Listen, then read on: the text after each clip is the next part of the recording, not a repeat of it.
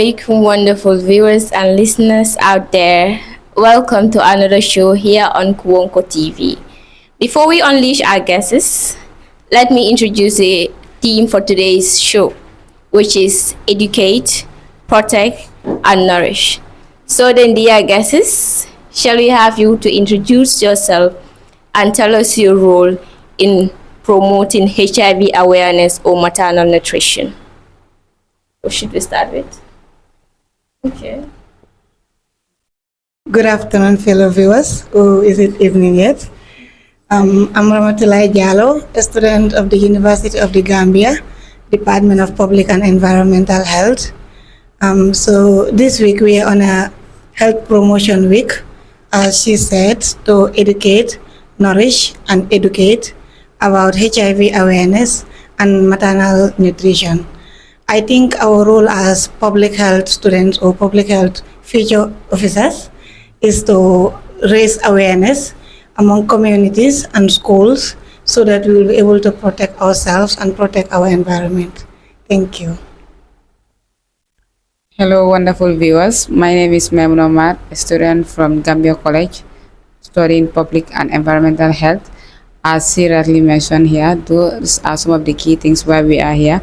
HIV and AIDS and maternal nutrition, we find out that it is a crucial role in the area we are to address the issue. So join us for today's show and then we elaborate more on those topics. Thank you very much. Good afternoon, viewers. My name is Memuna Kale, also a student of the University of the Gambia, studying public and environmental health. As public health students, we deemed it necessary to come up with this initiative as in a health promotion week, because public health is all about prevention and we believe that prevention is better than cure. I believe that is a universal fact. So I'm so glad to be here today and we hope to share all of our insights with you. Thank you.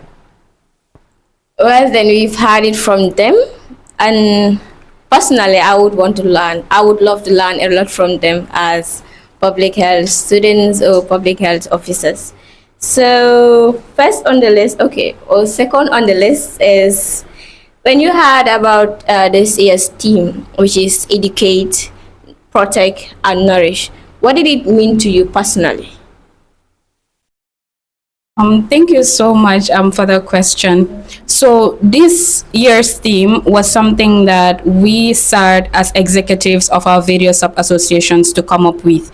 And then hearing it and what it means to us, it actually means a lot because we looked around in our community and realized that HIV and AIDS is actually a condition.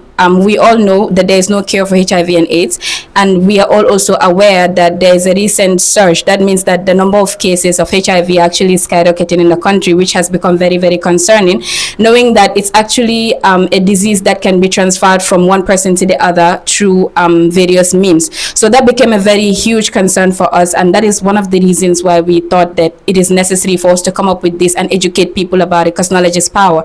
And when it also comes to maternal nutrition, we saw it as a very, very important area because at the end of the day, children are the future. And also women and children, of course, are the future of every community. So to empower these people and to make sure that we are putting in the right measures to make sure that these women are safe and healthy during pregnancy, and then they also give birth to these children safely, and also to make sure that they are protected from any form of ailments or any form of things that might retard their growth in any way, we thought is very, very important. So this is what the theme meant to us. And thank you. Thank you so much for that. So why do you think the combination of HIV awareness and maternal nutrition is so important, especially to the young people right now and then to our mothers out there?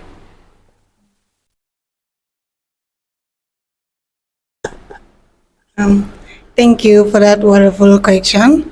So I feel like HIV is important because these youths in our schools and communities are not much educated about HIV.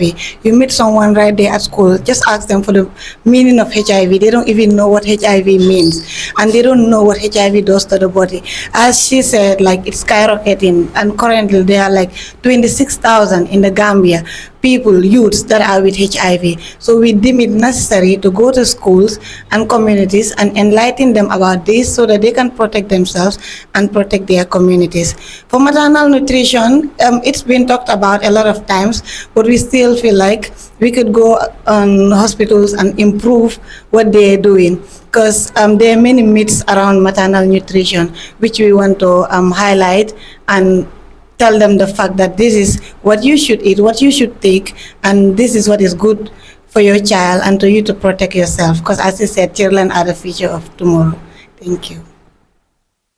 Thank you so much. So, do you mind telling us what HIV is and then what maternal nutrition is?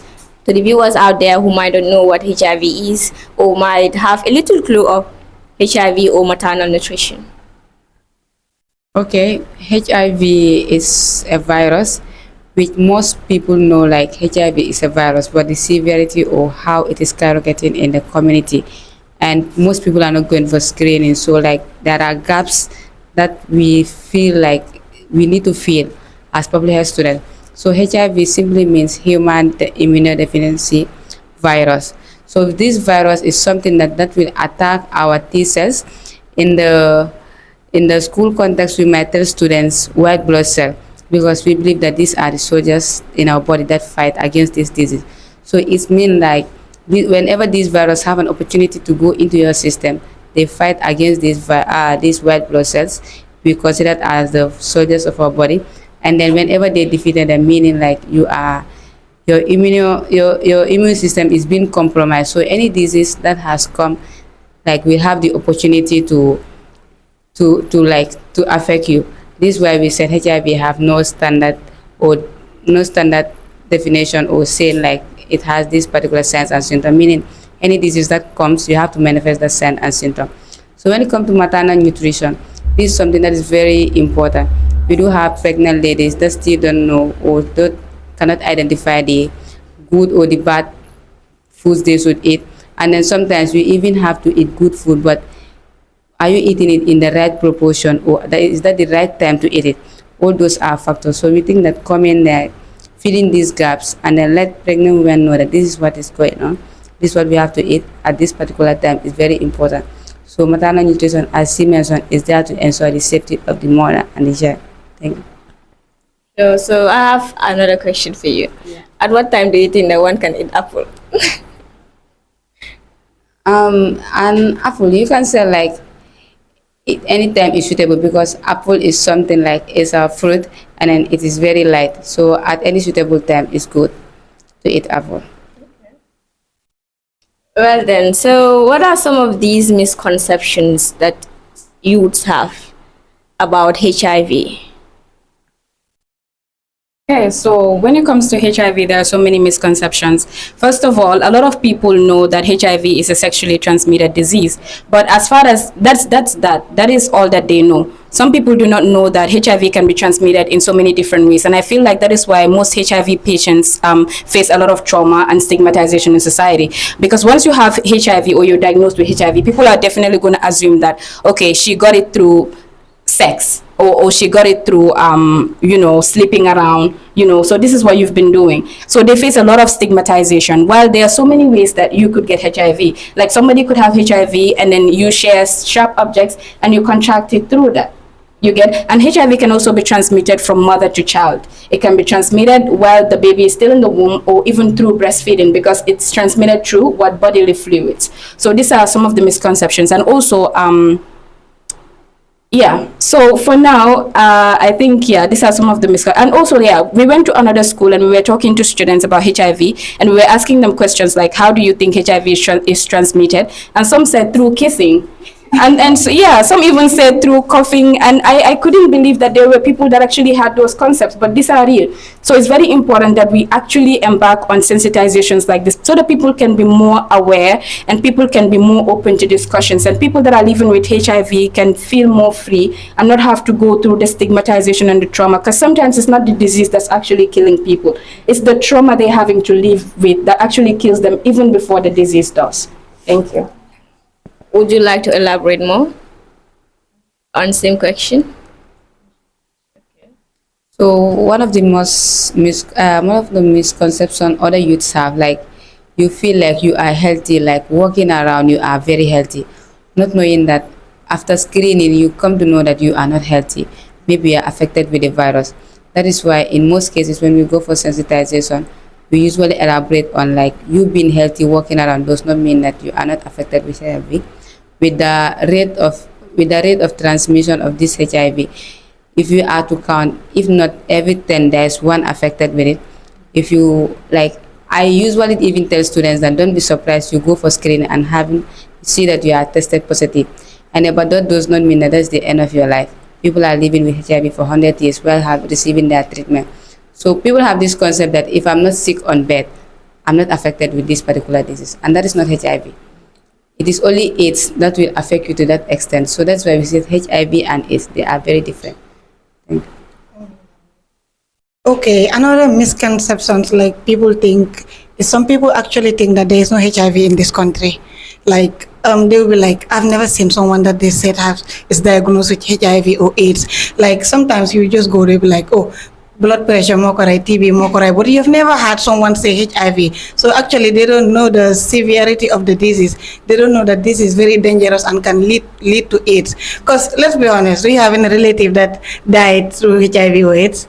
We don't. So it's just like COVID. Some people don't actually believe that HIV is in this country. Thank you. So knowing that there is a lot of misconceptions about HIV, how can our educational sector integrate HIV education into our curricular or extracurricular activities? Okay, about that, there are ways that teachers are trying, but I think that the syllabus has to be revised again and then let them elaborate more. Subjects like pop FLE and then general science, you just be told like HIV mean human immunodeficiency virus, and then maybe some ways of how it transfers and other stuff, but they will not elaborate on you going for test, and then you will be told this how they, like you use sub needles, have sex, and some of the myths will not be said to them.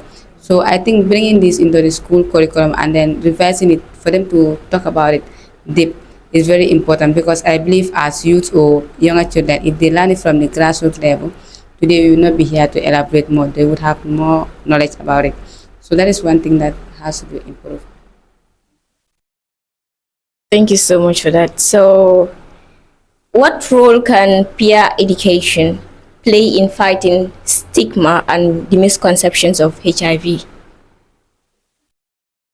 What role could peer education play in fighting stigma and misconception of HIV? Right. Thank you. That's a very, very important question. I believe that in whatever case, the way peers support each other is just on a different level, and we all feel more comfortable around our peers. Some of us even than our parents. You get. So I believe peer support is very important, especially when it comes to HIV. So I'm glad when she was talking, she actually mentioned things like POP FLE.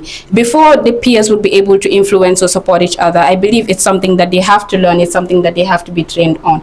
And then in schools, I know that science students are doing a course that is health science. And when we went to this particular school, the lecturer was even like, oh, you guys did a great job. So I would not really even have to elaborate much, because this is part of what I'm supposed to teach them. But the only gap here is that it's not only science students that should be taking the health science course. Even the arts, commerce, it should cut across the board. And if this could be introduced even since junior school, I believe it will go a long way. They don't have to wait until senior school, because now, because of the advent of social media, so many kids are sexually active, whether we want to admit this or not.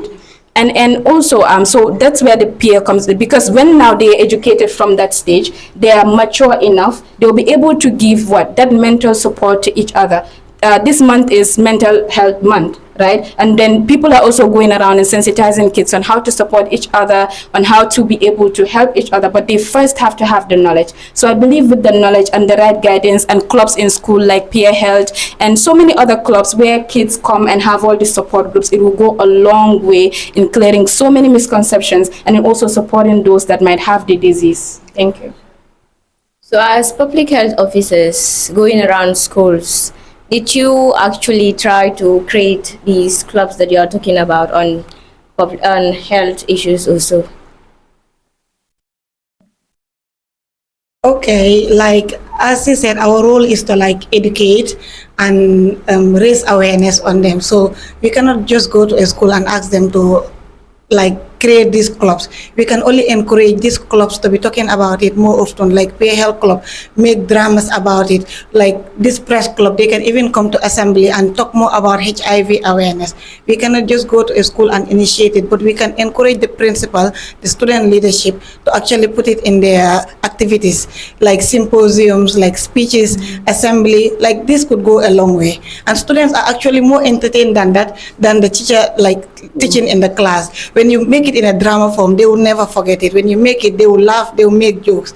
I feel like that will really, really help in HIV awareness. Sure.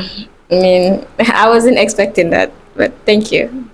So, in your opinion, how can young people be empowered to become advocates for accurate health information in their own communities?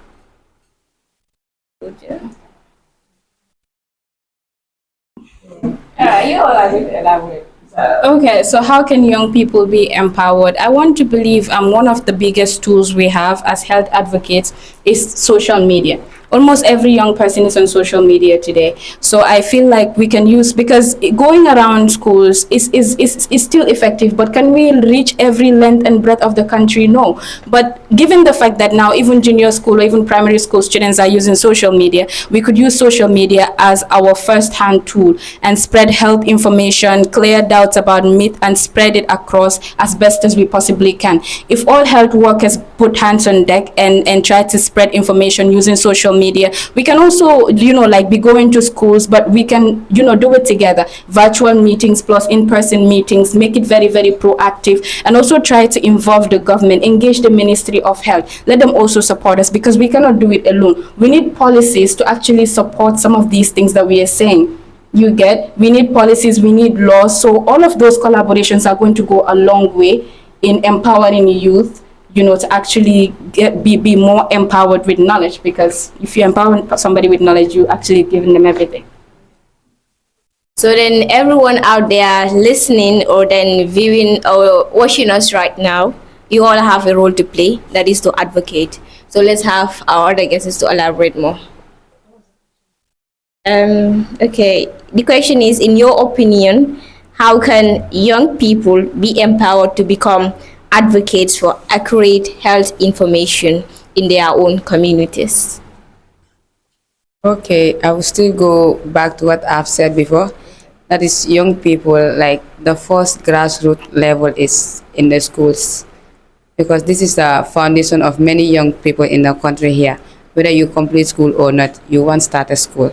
So if this is put in their curriculum, one of it is like you already have a full knowledge about it, and you be an advocate to your family members or some of your peer friends that are not around. So that is one of the major things. I like starting from the grassroots. That is still my stand. Like, is the most or is the foundation for everything. So that can go a long way. Yep. Well, to elaborate on what she said more, as she said, like in schools, you can train them there because they cannot just become leaders in their societies. In schools, and also like involve these communities like Yai campaigns. Let them involve these youths. They can talk about it in like football field when they are going for this naweta and stuff. They can, as I said, act dramas on it, make things on it. Like some of them are very passionate for leadership, but not all of them have the opportunity to go to school. Some are very good speakers. Some can do this leading thing, like whatever. They be like, oh man, my neck is kanam. So you can actually take those people to advocate in their communities during these nawetans in communities and social media. Thank you so much for that. Yeah. So, how has digital media, especially social platforms, influenced the spread or correction of HIV related myths? The spread or correction of HIV related myths. myths.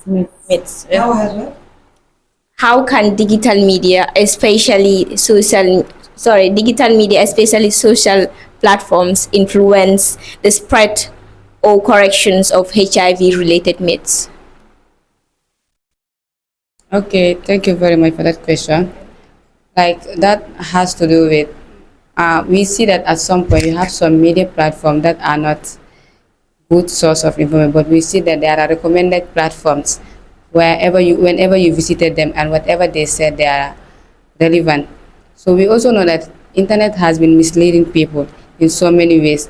Some of these might also have influence on our internet issues, but I think like this is one of the main or major way that we can also use to rectify these myths, as for example what we are doing right now, correcting those myths, telling people these are the myths that are behind this and they are not correct, so then correcting them. Social media has a very crucial role in playing, so it influences very much. So social media is something that at some point it has advantage and disadvantage, but we see to that it has more advantage in some cases. We coming here rectifying has a great influence on those myths. Like currently we just address some of the myths that are behind HIV. To elaborate on what she said, like some of these bloggers, they just post these things to get more views, to get more attention, to get more followers. So they'll be like, oh, Bundum, around Bundum, there is like a lot of people with HIV. So those are all misconceptions and myths like that these youths might have, and now they will be mocking, oh, Bundum area more Amli, or Birkama area, there are more HIV there because they are more like homosexuals or whatever. So these are all myths like these social media students post, but with us coming here and other people also going to schools, communities, I think they can also be able to rectify those myths. Yeah. Okay. I think they've literally said everything. But like I said, it all comes back to that a lot of people are on social media, both those that have gone to school and even those that have not gone to school. Almost everybody is actually on social media. We all have our phones, we're all going through TikTok and all of that. And while there are lots of accurate information and lots of good information on social media, there are also lots of false informations. And I believe it's the responsibility of everybody to know the sources that you're obtaining information from. But then once it comes to things like HIV campaign and all of that, I believe you cannot do it without involving social media. And I believe, as she said, this show that we're actually having is an example of that. So like, yeah, definitely social media. There are lots of myths actually that are on social media, but there are actually also lots of relevant information. And there are lots of other people that are actually also clearing these myths. So if used correctly, it could be a great tool to empower youth and people with information. Well, yeah. So far this show we've been talking about HIV. So now let's move on to the other one, which is maternal nutrition. Why is maternal nutrition a central part of this year's theme?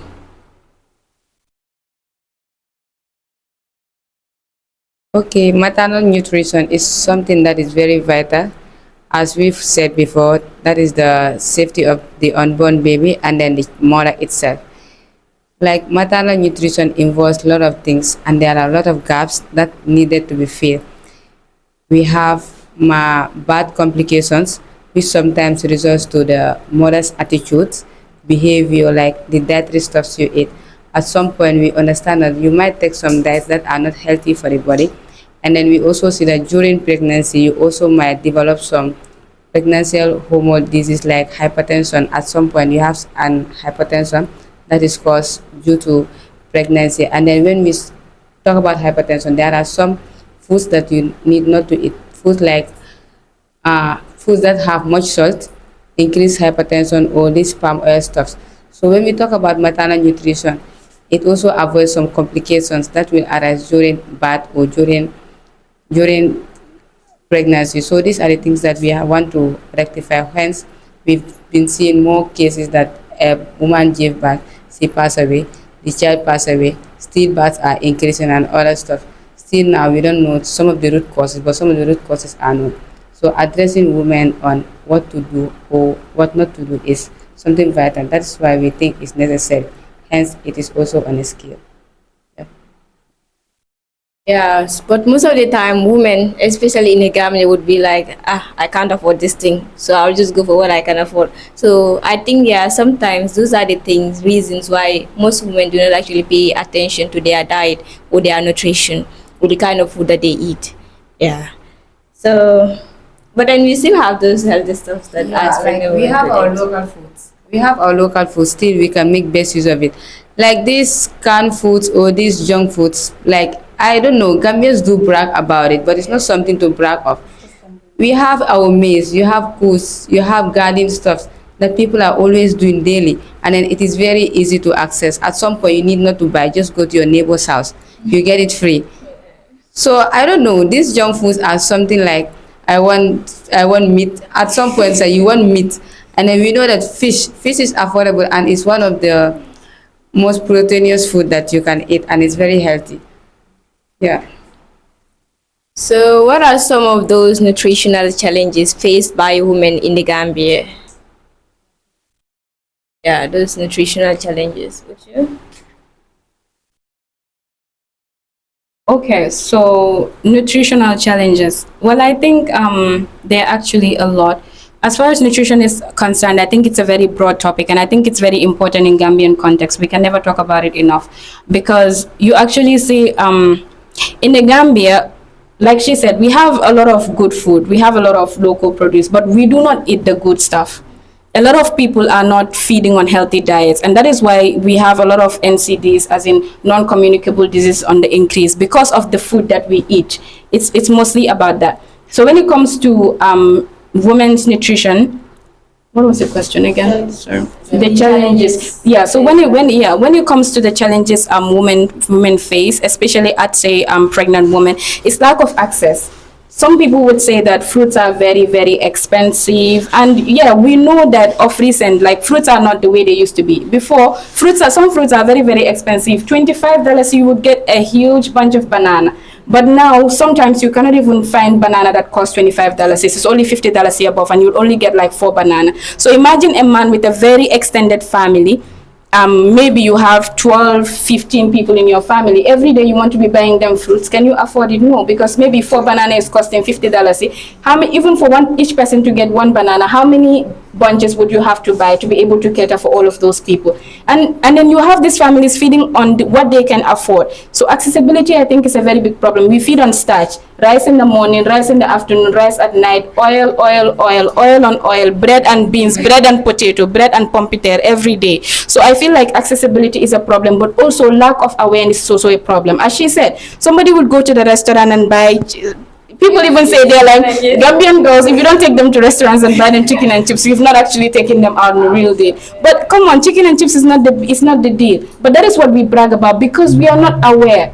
In other parts of the world, they don't even see fish. They don't get, like, fish is one of the most expensive. I know that also fish price is also increasing, but like bonga is a very healthy fish. People don't like it. They say it has, and when you say you eating bonga, in fact, sometimes when you want to say it, people will tell you to reduce your voice because it's something to be ashamed of. Buying bonga is a poor man food, right? But it's also a lack of awareness, I feel, to a great extent, because while we do not afford certain things, but we still have the healthy resources with us. But are we aware? No. We brag of the unhealthy stuff, the things that other countries, even highly developed countries, are running away from. Those are the things that we brag about here. Those are the things we want to be seen. We want to be seen eating. I'm eating ice cream, I'm drinking canned drinks. You're killing yourself and you're not even aware. So I think these are some of the challenges. Thank you. It's like you want to elaborate? Okay, I guess you have said all. Yeah. So, how does good nutrition influence both mother and the baby, both mother and baby's health, especially HIV positive mothers? Yeah. Okay, like as you said, good nutrition, like eating this, especially if you're pregnant, you can, when you're pregnant and you're HIV positive, there are actually some drugs you can take so that you can prevent passing it through the baby. But in the case you cannot pass through the baby, you cannot access those drugs, or you don't know that you're HIV positive, you can still take good foods that are rich in protein, like these eggs, this fish that she said, so that you can be able to so that you can be able to develop yourself and the baby. Because also, like, one of their major complications is anemia. That is what causes some of these miscarriages, or like when they're giving birth, like low birth weight, exactly, because they develop anemia, and some, that is how they pass away when they're giving birth. So you eating foods that are rich in, like you can eat, even wonjo is good to improve your blood. Not to that extreme, right? Huh? Yeah, not to those extremes. Yeah, like eating. Yeah, like eating these foods can actually help you and your baby so that you will have a safe birth and not a stillbirth. Anything? No, the question was how good nutrition influence the health of the mother and then the baby, especially for a HIV positive mother. Okay, like as she rightly mentioned, pregnant women with HIV and AIDS, we believe that now there is this process that whenever you are pregnant and then you go to the facility, you are given an HIV test. That is where most people will know if they are affected or not. And then we also believe that though we still have gaps, but most pregnant women now don't joke with their antenatal care, whether you are aware or not. Like our nurses this day we are going, like they take it as a responsibility upon themselves. So in that, and then when we talk about this malnutrition, maternal nutrition is like making sure that the mother has a healthy weight, and then you have a proper development of the fetus organ, and then you have a safe delivery. So all these ones are in connection with it. That, The question. I don't know why you people always forget the No, question. because Where your is your points are mind? so Yeah, they good are that we too. get lost. Yeah. So it's like how good nutrition influence the health of a mother and a baby, especially for a HIV positive mother. Yeah. Thank you. I think that's very important. And just like they said, good nutrition literally influences the health of the child and the mother beyond.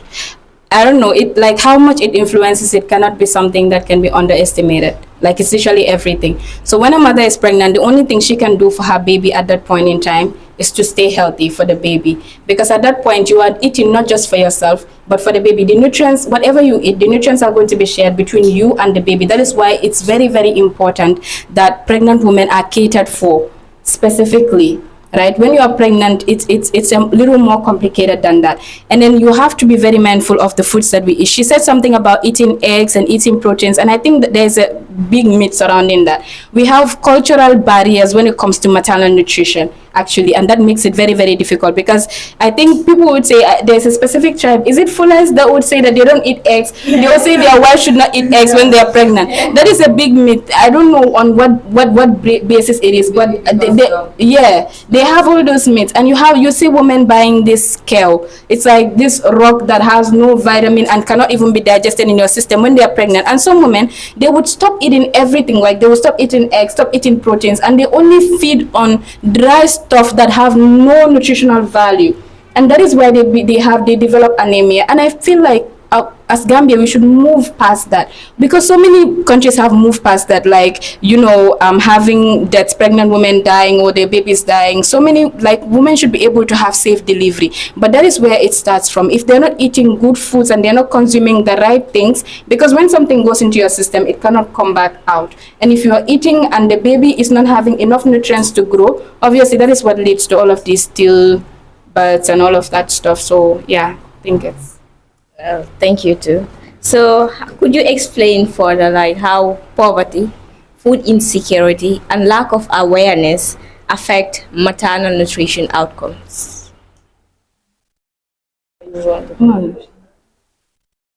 okay, like when we talk about food insecurity, it's one of the main reasons why you have malnutrition.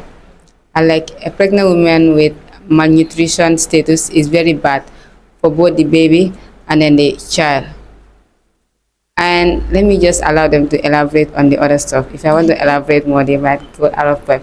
But food insecurity leads to malnutrition. Malnutrition is bad for both mother and child. And when we say malnutrition, it may lead to overtaking or undertaking. So malnutrition is very important. You can elaborate on the more. Okay, what I want to talk about is like on poverty. As he said, like Gambians, most of us live from hand to mouth. We cannot actually afford some of these fruits that they're talking about. Oh, I want grapes, I want banana. Like as he said, banana now is very expensive. Banana 25, yeah, 50, 100. That's what you get banana for. These apples now, one is 35. So like poverty is actually our main cause. So that will lead them to eating some rice. That is what they eat as breakfast. Rice, that is what they eat as lunch. And rice, that is what they eat as dinner. So like poverty also it's a factor, but like as you said, you can go to this your neighbors. Some of them have gardens. You can go take these vegetables that you can eat that can actually improve your health, you and the baby, pertaining to nutrition. Yeah, I think. Yeah. So, as they rightly mentioned, I think poverty and food insecurity actually would go, I would say they go hand in hand. But my focus is going because we all know that Gambia is a poor country, right? And a lot of people just live from hand to mouth. And we also know that there's food insecurity because Gambia is not a food self-sufficient country, food self-sufficient country. So, my own is going to be we have to work on ways to engage the government because this is not something that we can settle at the grassroots, right? And then the government has to look for ways to invest more in agriculture because these are things, our environment directly affect our health and the things that we eat. I think everything is kind of like interrelated. Social, economic, and all of that are kind of related to health, and that's what makes it very, very broad. So the best thing here would be to engage the government, let them invest more in agriculture because you realize that before a lot of people used to even have their own gardens in their own compounds, but now because of urban migration, so many people are moving. So now we don't even have sufficient lands. And most people have deviated from the idea of farming, which is also making food insecurity a rising concern. And I think we should not be moving away from gardening. In fact, we should be moving towards it. But the trend is that now people are moving far more away from it. And we are all focused on, all this, oh yeah, everybody trying to be, sit in the office and all of that stuff. So those are things that I think we should definitely engage the government because it's a rising concern and it's a huge contributing factor to malnutrition. And yeah. Okay. I have to say this. So, like, when it comes to poverty and malnutrition, like, I have these three things, like, factors contribute. That is the accessibility, affordability, and then the availability of it. At some point, it is available, but can you afford it? At some point, it's affordable, but can you access it? At some point, you have this rural urban, like she mentioned. You need these vegetables and fruit, and we know that some of all these things are concentrated within the urban area. So what of the rural areas? Are they having it? At some point they are farming, but the only thing they are farming are these cereals, maize, groundnut. Those are the only things they are farming, which will not give them a correct balanced diet if they are to maintain their diet. Well, yeah, I guess agriculture should be promoted in all areas, not just what one type of crop being grown or sown, but then different types which are also very good for our health, and then which would also help mothers when they are pregnant. So, what simple, locally available food, and then cheap as well, which you would advise mothers, these pregnant mothers, to be taken, to be eaten in order to improve their nutrition? Okay. So yeah, I think that's also very, very important. And I would say instead of eating rice morning, rice afternoon, actually foods like porridge are actually very healthy and they are naturally grown here. We actually have access to coos and all of that stuff that we use. So why are we suddenly deviating from that? So I think women, people can actually be, especially a pregnant woman, you can have porridge for breakfast. That is what, our ancestors were actually very, very healthy. They used to live much longer than we do today. Yet we think that we are the ones that are sound. We are not. We are not. We are actually killing ourselves every day, and we think that we are the ones doing the thing that is, like that's the thing, but it's not. So I think porridge and also even our local dishes. I'm not saying people should not eat rice, but you should just I don't know, the rice that they used to make chura, like baramano or something. Those are one of the best quality rice that you would have. People are now bragging about buying Saddam. Saddam is very starchy. It has a lot of glucose and it's actually contributing to people having diabetes and all of these things. But before you know that you are there, you have to be able to afford a bag of Saddam. That is not it. Why are we abandoning the baramano and stuff? And let's eat our domadas and our mbahas. They're actually rich. These are very, very, they have all the classes of food. And these are very accessible. Nobody would say that at your house they don't cook mahal. or you cannot cook domada.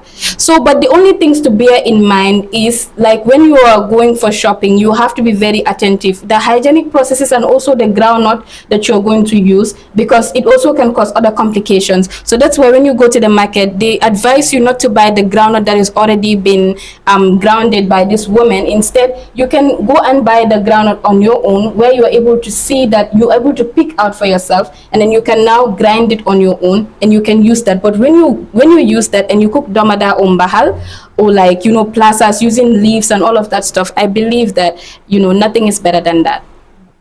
Thank you. You cool? Okay. So how can community gardens or school farms or youth agripreneurship programs help improve maternal nutrition, especially in the Gambia?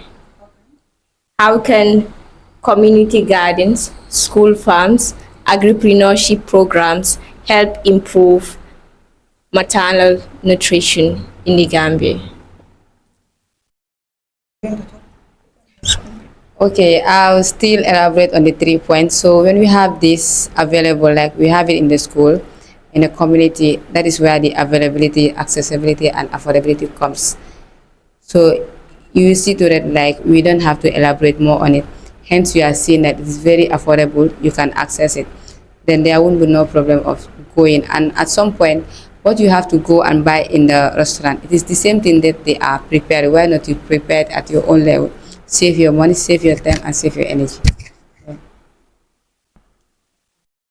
Also, like these gardens that we are doing in our homes and school will actually reduce some of this cost. As we said, we are a very poor country. So like when it's sold in the garden, like for example, okra or all these vegetables, it's actually more expensive when it's not in the market. But when it's grown in your communities, it's very cheap and that they can afford it, so that they can be able to use it and prepare some of this mahal. Even granite, it's cheaper in the granite that time. Even these vegetables like lettuce, like cucumbers, like tomatoes, they are actually cheaper around that time that they are grown in the schools, in the communities. And then like I feel like they're cheaper. They're cheaper than the ones imported. Even this carne salad or stuff, they're cheaper when you grow them in your communities and in your schools, so that they can be able to afford it and so that it can be able to help them. And also, I think like sensitizing people, at some point we have to sensitize those that are involved in this selling or the supplying of these vegetables or food stuff we talk about. Because like when you talk about granite, like serially mentioned, the ones that are already ground, at some point they are putting our lives in risk. Because you see someone selling, like packing the granite stuff that are not good, putting them in that format. And then you also have people that will be selling this vegetable before the time comes for it to, the right time for it to be ripe. You start to use some chemicals that are very harmful to our health. So I think like the people that are also supplying us some of these vegetables or fruits should also help us, because we elaborating on this and let them have it. It's like at some point it's not making sense, because they are also jeopardizing our health. And then in the Gambia, one thing is a problem. That is why at some point fruits and vegetables are costly. It's because we don't have storage facility. You just see at a point that something is very, like it's too much in the market. At some point, if the sellers are tired of it, they will just have to leave it in the market, let it get spoiled. But I think if they have storage facilities, you sell, and then seasonal, like if these people are to garden this particular thing at this particular season, why not order shift it to the other one, so that it will always be available and affordable. So it's like storage also is one of the leading factors why some of the nutrients are lacking. Yeah. Anything to say? Okay. So, like as you rightly mentioned about these products, like we would see in the market, most of these women would sell these rotten products to people. So I guess it would result to food poisoning. So how does food poisoning actually implicate one's nutrition? Actually implicate one's nutrition? Food poisoning, I believe, like is just a condition. At some point, it is not even like chronic. It's just an acute condition that one might just go through, and then maybe 2 or 3 days you are giving medication, then you are fine, you go over it. But I don't think there's more significant impact that it has to affect your nutrition. This is just within short time, maybe 1 or 2 days. That it's just a condition that something is in your body and then it does not go with your system. It alters it, and then you recover from it. But you can have good nutrition status. That does not mean that food poisoning is affecting your nutritional status, to my opinion. Yeah, I do agree with what she said, and I think that's very important. But I think it's also important to look for ways, because while food poisoning might not directly affect somebody's nutrition, it's still because imagine that food was actually good. If you had taken it, it would actually have added something to your body. But because it's actually poisonous, it takes you through. And food poisoning, when you have diarrhea, it can cause dehydration, and it can cause other. It depends on how severe it is. Some food poisonings can be like very severe. So the very severe ones, I think, are actually a concern, and that's why it's important. In as much as we're talking about nutrition and saying that we need to eat good food and all of that, I actually like the point that she raised regarding the groundnuts, because also you cannot be telling people go and buy fruits or go and eat domada, and then that is actually might not that might prevent them from having malnutrition, but it could give them a worse condition like liver cancer, which actually there is no cure for. So I know people that say they don't eat domada, and domada is a very nice food, and it's actually very healthy provided you have the right groundnut. But in the Gambia, in the rural provinces, they actually grow all this groundnut. When they are ripe, the government would take the groundnut that is actually good, they export it. So those groundnuts outside the country, they get tested. And the groundnuts that are found to have aflatoxin are all brought back to the country, and all the good groundnuts are actually flown out. And those groundnuts with aflatoxin are the ones that actually spread in the markets. Those are the ones that are left for us to consume. So I think this is a whole problem, and we cannot do this without having the collaboration and the support of the government, even on the storage facility she was talking about, and even processing facilities. Some of these fruits, actually, people might want to have them in the form of natural juices instead of us just drinking all this gaseous juice that come from, we don't even know how they process it, that are just made up of chemicals. We could have companies in the Gambia that are using our fruits, natural juice, directly from the fruit extracts, with no preservative, with no chemicals and all of that stuff that we could actually be consuming. And then most of these fruit juices that we see are just carbonated water. And then they just add these extras, those things, and then they be like, yeah, we are in heaven. So I guess we are running out of time. Yeah, so let's have one last question before we wrap up, which is if you could send one clear message to the youth of the Gambia regarding HIV awareness and maternal nutrition, what would it be? So each of you are going to elaborate. Let me just start with you. Okay. So, if I could send a message to the youths of the Gambia and the world in general, whoever is watching or listening to us, it would be like prevent yourself and prevent your communities. That is like practice safe sex. If you cannot abstain, the main thing we advocate for is abstain, because you don't actually know how many people are living with it that do not go to the hospitals and are tested. So if you cannot abstain from it, practice safe sex, that is the use of condoms, because these are passed through bodily fluids, and without condom, even if you take contraceptives, family planning, they cannot prevent you from it. And also blood transfusions, you don't just go to anyone to transfer blood to you. Let them go to the hospital, let them get tested so that they can know which type of blood they are passing into your body. Like also the youths that are sharing these needles for drugs when they doing their drugs, okay, give it to the other person. So like we should actually be careful. Like let them, if they cannot stop drugs, let them take different needles for each, because you cannot just see someone and be like they are healthy. You don't know, and most people are not actually tested. Some they know, and they will know communities that they have HIV. They will pass it to other people, So what I would say to these youths out there is like prevent yourself, prevent these communities. Okay, like my last word to the youths, like this is something that in every school I go for, this sensitization is something I elaborate more, because we are the youngsters of this generation, and at some point we tend to see that the sense of maturity is not there. So youngsters feel like changing boyfriend or girl, like this relationship, like being with one person or two, like At some point, you see a girl or a boy telling you that, like, man, I have three or four at the same time. So thinking that the famousness of you, or like the beauty or the handsomeness, or the, like, maybe your parents leave you in a luxury life, that give you all the right to be like exchanging partners like clothes or your shirt every day. So among that, you'll be shifting from one person to another. This is something that it doesn't make sense to me. Like, we even have to educate young people on love itself. Yeah, because it's like Next program we should talk about They will not it. listen. this is something that, like, we see, like, it's something people even normalize in our society now. I'm with this one, I'm with this one, oh, you are with this one, but I'm the one that love this person, so I have to snag it from you. You don't even know their health status. And then one thing I'm also advising now that we have many young people that are getting married, please go for consultation and testing before you get married. And then your partner being tested HIV positive does not mean that you're gonna get married. There are still treatments and preventive measures you can be in, and then be in your relationship, get married, have your children, you all live healthy, why it does not affect you. People have this stigma that whenever you have HIV, I cannot associate, I cannot like have things to do with you. There are means that you can transfer, but there are ways that we can prevent ourselves. That does not mean that you have to isolate.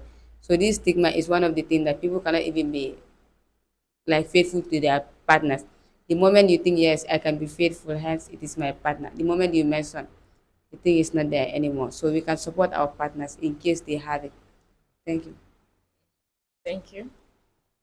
Okay, so just as they've said, I think the reason why everyone is emphasizing on the safe sex practices and abstinence and all is because the major way that HIV is transmitted in this country, according to data, is through sexual intercourse, and that is the main way, right? So while there are other means through which it is transmitted, and we've talked about that, I think it's very important we focus on that because it's a growing concern, and that's why we targeted high school students because we realized that because of social media and whatever reason, like social media is good, but you have to be able to filter out information, know what to take and know what. But Africa is not what it used to be before.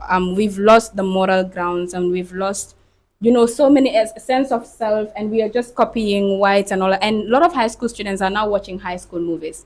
I watch high school movies too, and I can tell you for free that all high school movies are about high school romance.